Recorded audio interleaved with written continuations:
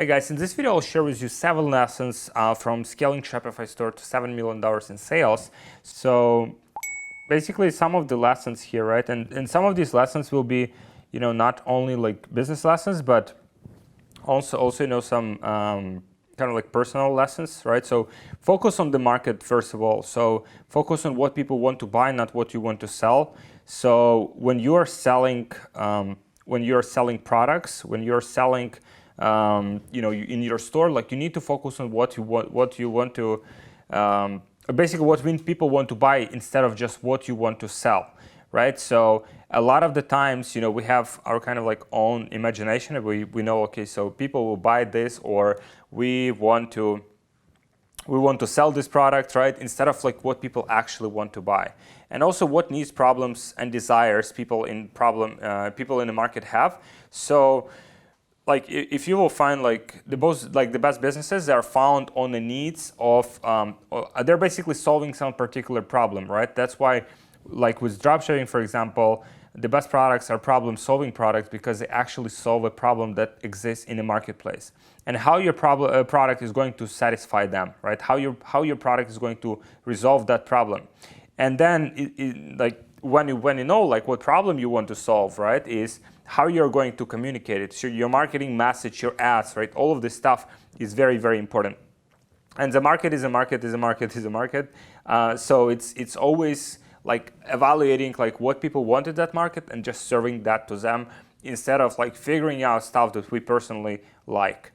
So I call it like the 10 million Shopify store framework. So find out what's already selling and who's selling it. Find out how well they're doing, right? Then reverse engineer their funnel, reverse engineer what's working already in the marketplace, right? So you don't want to kind of like create stuff from scratch. You want to basically borrow ideas from different places and combine them together, right? So you basically have this whole, this whole kind of like framework built out of pieces that are actually proven to work for other people, right? And basically your business can be like a hybrid. Like, for example, you see some type of ads work in this particular place, so you try to emulate, right? Then after some time you start to innovate because you've emulated, you started from scratch, but then you're starting to innovate and create some of your own stuff. But to start with, like just remove all of your like ego and start like following what's already working in a marketplace.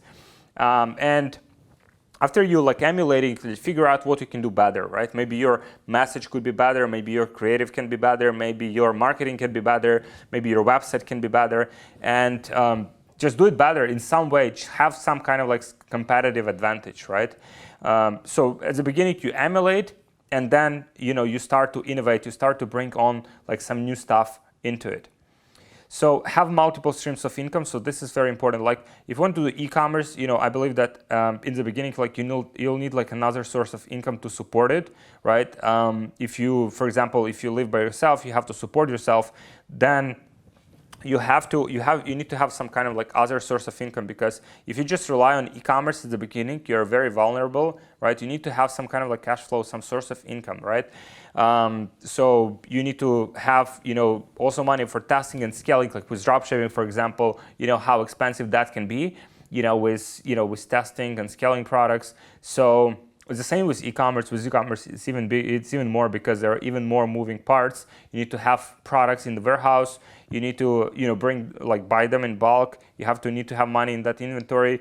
You need to have pay your suppliers and vendors and stuff. So, like if you have a job, you can do, you can also do like consulting. It will help you with your e-commerce business, right? So that's how a lot of people are starting out. Like they're using that capital, that kind of like source of income to boost their e-commerce business. And put yourself in the right environment, right? Like for example, if you're living with your parents, it's okay. You save money, but it doesn't push you, right? You're comfortable in that environment. So for example, I used to live with my parents. It was great, but when I moved to a different country and I had like no safety net, I had no other choice than, I was pushed basically to perform and work better and harder, and to do better.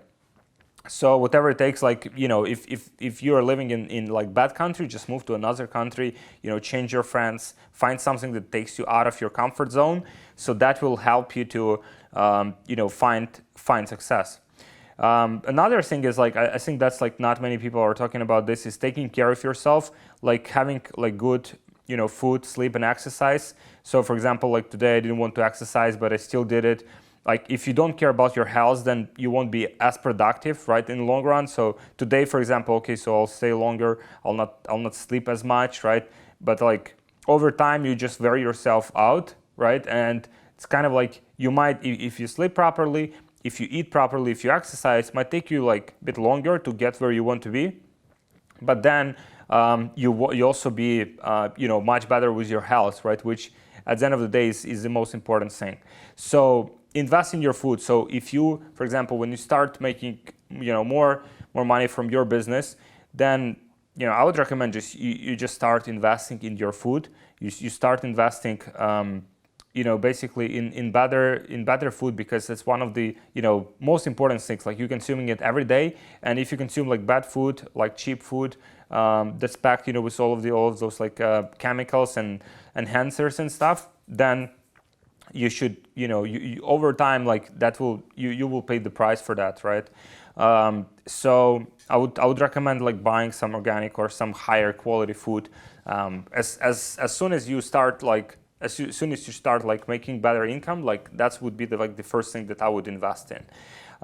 Sleep 8 hours minimum. So other people have different like requirements for that, but I would recommend like 8 hours. Measure your sleep. So I have this like Oura ring that measures my sleep, and making sure that you have that kind of like sufficient amount of rest for yourself, because health at the end of the day is a success. There are a lot of people that have wealth, for example, but they're not healthy, so it doesn't matter.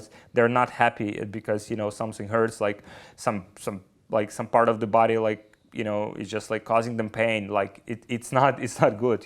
So the sooner you start like caring about that, the better you'll be like in the long run.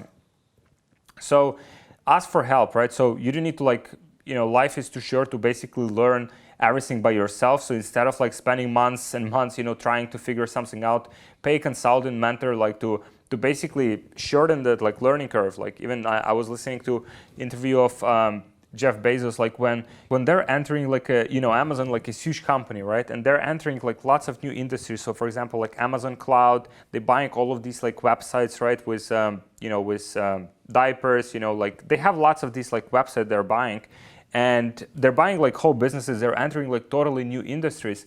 And so the reporter is asking like, how do you manage like to basically enter like a new industry where there are like established players, like companies that have been in that industry like hundreds of years, like billion-dollar companies, and just like disrupt that industry and they take the first like spots, like take a huge market share of that industry.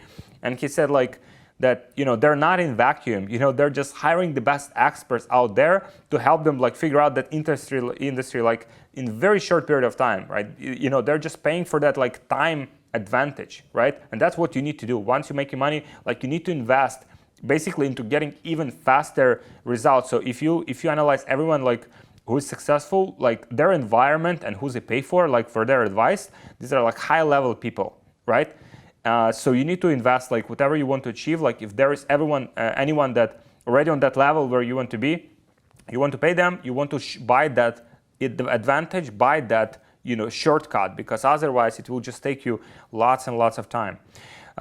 So yeah, basically take shortcuts in your learning, and you'll just be making like much faster progress. What took other people like 5 years, you'll be able to do like in 1 year or like 6 months.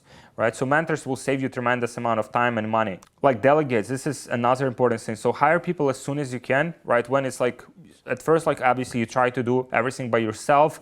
You try to leveraging, as much as you can by yourself from your own like hours, just putting as many hours as possible into it. But then as soon as you kind of like exhaust yourself, you got to the point where, okay, so, that's the max you can do by yourself, then you need to hire people.